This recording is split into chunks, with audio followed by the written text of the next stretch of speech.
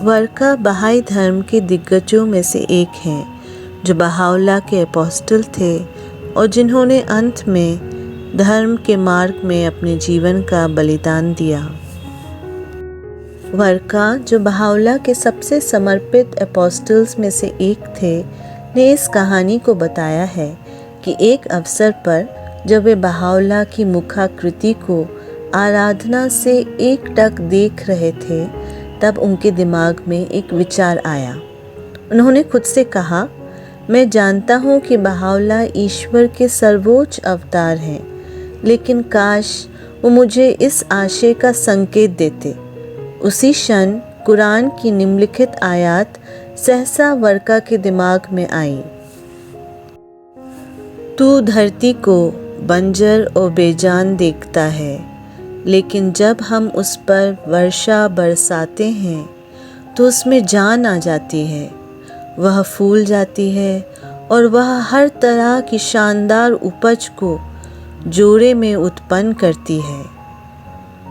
उसी क्षण उन्होंने अपने दिल में चाहा कि बहाउल्लाह इस वचन को दोहराएं, उस संकेत को पूरा करने के रूप में जिसकी वे तलाश कर रहे थे। कुछ समय बाद अपने कथनों के दौरान बहाउल्लाह ने कुरान की उसी आयत का पाठ किया। वर्का की इच्छा पूरी हुई, लेकिन उन्होंने खुद से कहा, क्या ये एकमात्र संयोग हो सकता है? जैसे ही यह विचार वर्का के मन में आया, बहाउल्लाह ने मुड़कर उनसे अचानक कहा, क्या ये आपके लिए पर्याप्त प्रमाण नहीं था? वर्का मूक थे, वह हिल गए थे, लेकिन अपने दिल में बहाउल्लाह के इन शब्दों की सच्चाई से आश्वस्त थे। हे असावधानों, यह न सोचो कि दिलों के रहस्य छिपे हुए हैं। नहीं, निश्चित रूप से जानो कि ये स्पष्ट अक्षरों में उत्कीर्ण है और पवित्र उपस्थिति में खुले रूप से प्रकट है। वर्का कितने हिल गए होंगे जब उनके भीतर के विचार प्रकट किए गए थे और उनके सामने अनावृत हुए थे। ईश्वर और उसके अवतारों से कुछ भी छिपा नहीं है, ना ही हमारे संदेह, ना ही हमारे कार्य, ना ही हमारे इरादे।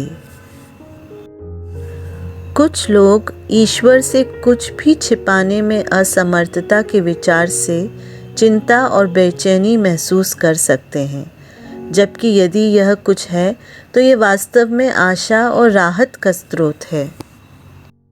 इसका मतलब यह है कि ईश्वर और उसके अवतार वास्तव में हमारे द्वारा सामना किए गए संघर्षों को समझते हैं और हमारे दृष्टिकोण से चीज़ों को पूरी तरह से देखने में सक्षम हैं। वे हमारे साथ सहानुभूति रखने में सक्षम हैं और हमें अपनी चुनौतियों और असुरक्षा को दूर करने के लिए आवश्यक उपायों का प्रबंधन करते हैं।